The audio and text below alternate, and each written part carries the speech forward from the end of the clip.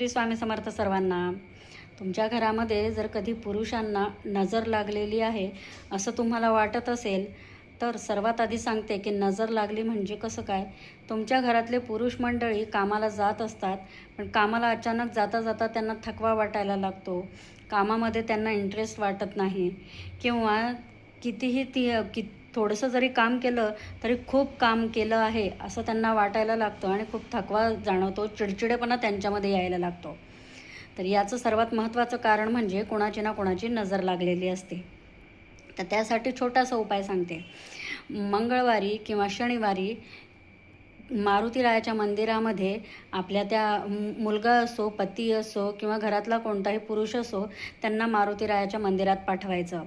काळे उडीद घ्यायचे आणि तेलाचा दिवा लावायला सांगायचा आणि ते काळे उडीद मारुतीरायाच्या चरणाशी अर्पण करायचे. आणि त्याचप्रमाणे मला लागलेली नजरबाधा, नजर दोष दूर कर ही प्रार्थना करायची. आणि बाहेर रुईच्या पानांचा हार भेटतो, रुईच्या पानांचा हार मारुतीरायाला अर्पण करायचा.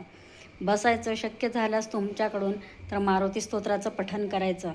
ओम हम हनुमते नमः या मंत्राचं पठण करायचं कमीत कमी 11 वेळा.